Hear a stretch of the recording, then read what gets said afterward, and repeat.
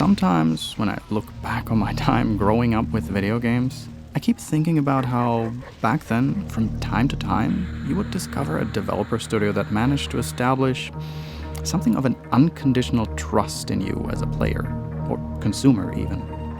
Now, brand loyalty is something that certainly still exists and has pretty much grown out of proportion in the past 2 or 3 decades. But back then, in a time when information about upcoming games and game developers was not nearly as casual to come by as it is in our present hyper-connected day and age, there was just something unique and personal about discovering recurrently outstanding games and always finding the same name associated with it. Until this studio's logo eventually became synonymous with something like a insta-buy label for you, no matter what game they would release. For me, some of those names were, for instance, Bullfrog Productions, until Electronic Arts ran them in the ground. Westwood Studios, at least for a good while, and also until Electronic Arts ran them in the ground. And Origin Systems, until EA ran them in the ground. And when it comes to my love for the point-and-click adventure, there was one studio that, for a brief instant, managed to cement itself in my personal "I will buy any game from you, no matter what" list. Sometime in the mid-90s, I stumbled upon 2 stylistically very different adventure games. It was admittedly on one of those illegal bootleg CD-ROM game samplers that were passed around in the schoolyard. But I instantly fell in love with both games so much that I pretty much bought the retail versions to proudly display them on my shelf right away. Only to then realize that they both were, coincidentally, made by the same developer. And that studio was the Canadian developer Sanctuary Woods. At that point, I was evangelized. But sadly though, those 2 titles, aside from a bunch of multimedia applications targeted at kids, remained the only video game Sanctuary Woods ever ended up finishing. Because despite being well received, due to a good bit of terrible luck and very unfavorable treatment by their publisher Eidos Interactive, they sold poorly and Sanctuary Woods had to close doors due to layoffs, restructuring, and bankruptcy. Which makes these 2 games textbook forgotten gems. So in the next 2 episodes, we're going to delve into these wonderful point-and-click adventures by a studio that probably never got the chance to fully exploit their potential.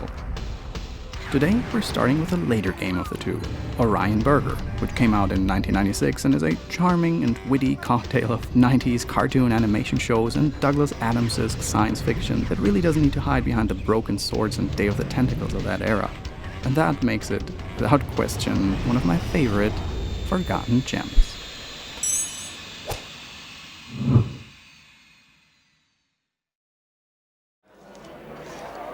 May I urge you, sir, to consider my liver? Orion Burger has always felt to me like the American fast food version of Douglas Adams' Restaurant at the End of the Universe. Oh, God. What's eating you, Earthman? Because where in The Hitchhiker's Guide to the Galaxy, Earth is threatened to be obliterated by the Vogon construction fleet to make way for an intergalactic bypass route, meaning it falls very British, victim to interstellar bureaucracy.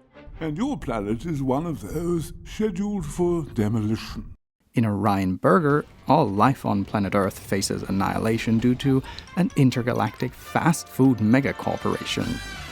Orion Burger, the company, is the largest fast food chain in the universe, and to supply its restaurants with enough meat, its protein procurement fleet scavenged the known universe for planets sprawling with life forms, to harvest them for burgers. But because of the nosy planet huggers, alien rights activists, who recently passed a bill that prohibits intelligent life forms from being turned into food, protein procurement agent Zlarg is under obligation to test a random inhabitant of each planet for higher intelligence before he is allowed to harvest it clean. And in Orion Burger, the game, we take on the role of one of his randomly selected test subjects. Wilbur Wafflemeyer, stereotypically underachieving 90s teenager and part-time pet shop assistant in the rural town of Boonesville, is the short straw Earth has unknowingly drawn. Yum, yum! What the? Wilbur's performance in Zlarg's totally rigged intellect evaluation tests will determine if the Earth's populations get turned into burger patties or not.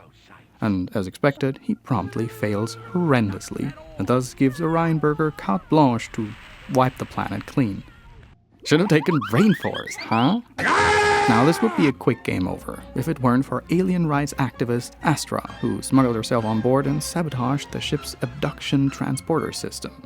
See, Intergalactic Abduction Protocol dictates that abductees, after testing, are to have all memory of their abduction erased and then be teleported back in time to exactly where and when they were abducted, so they never even realized they were away in the first place. But thanks to Astra, Wilbur's memory ends up not being erased, and he ends up being sent back in time an entire hour before he was beamed aboard the spaceship. This isn't where I was abducted from. 1 o'clock. This isn't when I was abducted from either. It was closer to 2. So that's when we take over, and our main objective is clear: pass Lark's intelligence tests. Through that, we roam around the sedate town of Boonsville, collect and combine items, and talk with inhabitants in best point-and-click adventure fashion to solve object and dialogue puzzles that range from moderately quirky to sometimes cartoonishly ludicrous. Now, at the heart of an adventure game, we've got puzzles. I mean, that's what a point-and-click adventure is in essence, a story told through puzzles. And that might probably be one of the key reasons why Orion Burger has left such a lasting impression on me, because I've always really enjoyed big parts of its puzzle design for its quirky cleverness and for its humor. Especially for a cartoon adventure where you often have to come up with leaps a la wash car to make it rain, the game is ripe with enough signposting that makes even the most ludicrous puzzle, bar one exception, very deductible on your own, if you just listen closely enough to what people are saying and pay attention. You know, I'll bet that's why the wax works so well on dry, staticky, fly-away hair. That superconductive toxic waste probably just conducts the static electricity away. And yep, there are definitely some brain crackers in this one, but they're all telegraphed so loudly and clearly that when you figure some of them out after long stretches of annoyed confusion, you'll smack your forehead and yell, Of course! That one exception though, well, I think it deserves a spot in every ludicrous adventure puzzle hit list, right next to Gabriel Knight 3's sticky tape fence cat mustache masterpiece. Or did you know that distilled carrot juice makes you see in the dark? Luckily enough, this egg ended up as a trial and error puzzle in a segment without too many alternative options, so it's almost expected that players just stumble upon it by accident for lack of alternatives, I guess. Or it was just badly playtested? However it was, this bit of trivia just saved you an unnecessary long-term headache in case you're gonna try out this game for yourself, so trust me, this one ain't worth it. Here I come! But hey, besides from this one black sheep, I've always enjoyed Orion Burger's puzzles, because some of them, once I figured them out, got to the end of the chain of interconnected events and tasks, and looked back at what had actually happened here due to my actions, like how I've managed to, for instance, become the proprietor of my own little island with a cozy cabin, a fertile garden patch, and my own truffle-seeking pet piggy, through the clever use of $12, a truckload of diapers, and a lot of adventure game typical apathetic sociopathic conniving, and then realizing that these steps that I took to get here actually kind of make sense within the cartoony logic of the game. I don't know, it's just satisfying. It's the embodiment of what I always loved about point-and-click adventures in the 90s. And on top of that, Orion Burger also brings its own unique twist on adventure puzzle logic, and that's its time travel mechanic. As I said, after the first miserably failed intelligence test, Wilbur gets sent back to Boonsville 1 hour before he's being abducted again. Or technically abducted for the first time again. So that means that now he has the knowledge of what test he's going to face, and precisely 1 hour to prepare for it. And this pre-abduction hour passes in real time. Some characters appear and events unfold only after a certain period of time, and some puzzles can only be solved before or after certain things happen. And eventually, Wilbur will be beamed back aboard the spaceship to restart the test. Or you can always press the abduction button to skip right back on board. Greetings from all the nice folks in the Protein Procurement Division at Orion Burger Incorporated. And then the whole sequence starts over again. It's pretty much like Groundhog Day, but with an alien abduction. Now, technically and UI-wise, this all works pretty well for the most part, and the game also does try to add a lot of comfort functionality for the back and forth. For instance, whenever you have found a solution to something or have solved another one of Lark's tests, the game remembers it when you return to town next time, and Wilbur, dispersing into a Looney Tunes cloud of smoke, rapidly sprints across Boonsville to redo everything you've accomplished so far before you begin the pre-abduction hour again. And the time loop is actually, if you think about it, also an interesting solution to the typical adventure game problem of unwinnable states through lacking puzzle design. I've talked about this in my video on Shadow of the Comet a while back. It's the age-old adventure design atrocity of dead-end inventory items. This can happen when the game requires an object from Area A to solve a puzzle in Area B. If the player is able to finish Area A without picking up and keeping the object in their inventory, and if they have no means to acquire the object anymore once they are in Area B, the game has reached an unwinnable state, a dead end. In Orion Burger's time loop scenario, even if you maneuver yourself into a dead end, the game circumvents frustrating consequences by letting you just restart the sequence at any time. The only real gripe I have with how it's executed is that you cannot skip dialogues or cutscenes in this game, which feels like an incredible oversight because you have to go through a lot of things multiple times. No matter how interesting or hilarious the sequences are, if you have to stand through them multiple times, they will get unavoidably tedious, when all you want to do is experiment and figure out what to do to beat the tests. This is especially the case in later parts of the game, where you have to actively partake in the tests, and then constantly jump back and forth between the spaceship and Boonsville. But oh well, the game is overall pleasantly compact, and depending on your general point-and-click skill, your willingness to look up walkthroughs, and your patience, I assume you'll puzzle yourself to the end somewhere between 5 and 10 hours of playtime, maybe? And besides the unskippable cutscenes, the game's interface is decidedly compact and convenient. And it still features one of my personal favorite chapters in adventure game history, where you're stuck in your Aunt Polly's house, but it's been overrun by pesky little Borg aliens. No, not these Borgs. Whose sole purpose is causing mayhem wherever they can. And your task is to pest control, eradicate them. Batter up! And in order to do that, you have to listen to their alien language and learn what their words mean. Because the instructions on how to get rid of them, you get in their very language. It's not really complex, and also neither super difficult nor groundbreaking, but I always found this chapter really enjoyable and charming in some way, despite my usually quite pacifist nature. I hope he's okay. He's looking a little flushed. Aesthetically, this game is an obvious love letter to Warner Bros. Style cartoon shows of the 90s, with objects and buildings drawn oblique and crooked, and the characters moving with overemphasized slapstick character animations. While the faces exert a certain broken sword charm, but luckily without too much of the awkward Don Bluth aesthetic. This love for the Acme-style cartoon also reverberates through the games, especially for the time impressive voice acting cast. And we start harvesting your precious little planet. No, don't! Please! Several names you might recognize, probably without realizing, from a plethora of games and shows of that time. Wilbur's voice actor, for instance, Rob Paulson. Wow! What is Charlie's Angels? Is also known as the voice of Yakko of the Animaniacs and Pinky from Pinky and the Brain. Gee, mate, what do you want to do tonight? The same thing we do every night, Pinky. Try to take over the world. The Pinky and the Brain. Elizabeth Daly, who voices Astra. Intelligent life is a very scarce resource in the universe. Yeah, I've noticed. Has for a long time lent her voice to Buttercup from the Powerpuff Girls. Oh, I'm growing a righteous full-length mullet. And D. Bradley Baker, the voice of Flummox. Oh, the boss isn't gonna like this one bit. I'm deep in gastrointestinal expulsion material. He's been lending Daffy Duck his voice ever since Space Jam. Top duck right through. Gee, it's getting so a guy can't even get himself wet around here. And, well, he was also Bertram Tongue in Vampire the Masquerade Bloodlines. The one and only. But don't bother with the introductions, fledgling. I know who you are.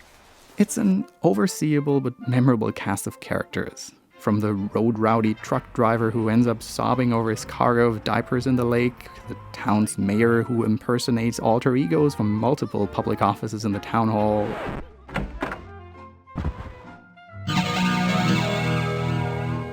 Afternoon, son. Or Elmo Perkins, the grumpy, moonshine-brewing island hermit and his scarred pig truffles. Don't come any closer, boy. This here island is private property.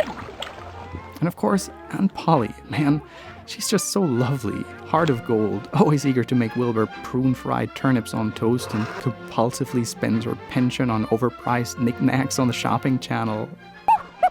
You actually see a rich plumber in my future, Miss Sabrina? Woo-hoo-hoo-wee! No one's looked at my pipes in a long time. She's enjoying the autumn of her life, and she damn well deserves it. Whoops, I gotta go, Miss Sabrina. These days, Orion Burger's license is buried somewhere in Eidos Interactive's archives. That's the publisher who handled its launch frustratingly apathetical, giving it a very limited run with almost no advertising power behind it, which made it completely miss its target audience and fail miserably commercially. These days, it's considered abandonware, so either you have to put quite a bit of money on the table to get an original copy, or rely on the handful of websites who have archived it for posterity. I'm gonna link a Google Doc in the description that gives some tips and tricks on how to make Orion Burger run on modern operating systems. So with that said, go ahead and give Orion Burger a shot. It's a genuinely enjoyable point-and-click adventure gem whose memory deserves to be preserved.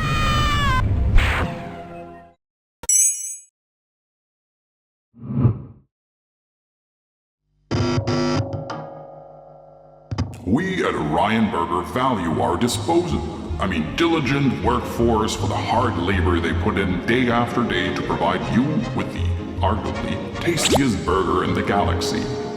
Therefore, we award the most exceptional staff member of each of our outlets with the much desired Employee of the Month award, which comes with bonuses such as 10% off every burger in our assortment for the rest of the month. Disclaimer, making use of the 10% discount will result in a 10% cut in the next month's salary and forfeit healthcare bonuses for the rest of the year. This month, our prices go to, for our outlet on Juanas Gehennas. In our restaurant on Beetlejuice, Arnie claims the reward. On Sevastopol Station, Pablo Arcelas has excelled at his work day after day. In our joint on Arcadia, Wong Vu is the winner, and in our branch on Stark, it's Levi Mollet who gets awarded. In our diner on Sulon, Kenan Ward, aka Legolas Katarn, is Employee of the Month. And in our restaurant on Kashyyyk, Laird Wakala has excelled at keeping most of the hair out of the food. On Deep Space Nine, Agustin Ortega gets awarded for outperforming our competitor's highly popular Gok joint. Murak Sardis is Employee of the Month on Uranus. On Fazan, Casper Ram has been the most diligent worker and businessman.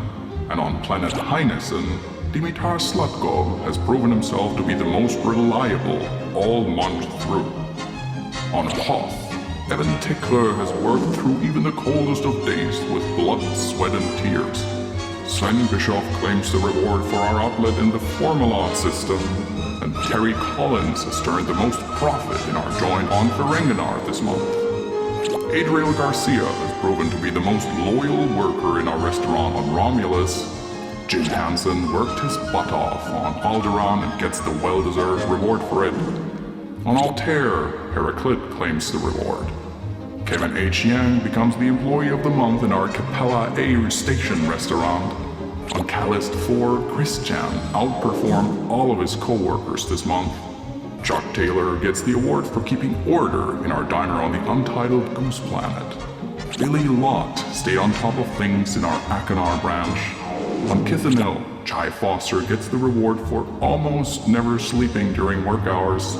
On Parsimony, Thwagam, as the only employee on that station, gets the award for the 26th time in a row. Hunter Crawford and Margaret Strawn on Dantooine ended up tied and therefore get both rewarded because Orion Burger is so endlessly gracious. Andrew Hines was the most exceptionally fast burger patty chef in our joint on New Terra. Malin was magnanimous on Metaluna this month. On Proxima 3, no one could compete with Lawrence E. Buben's disarming customer friendliness. Bradley Douglas made a name for himself on Quailer 2. Quentin Prodhomme made us proud on Sirius 1. And Norbert Gerard Matinka made every single customer, no matter if real or a figment of his subconscious, happy in our outlet on Solaris. Congratulations. Now get back to work, you lazy bastards. And also support RagnarRox on Patreon, because this might improve your chances of becoming an Employee of the Month in the future drastically. Until next time, ta-ta, and thanks for all the patties.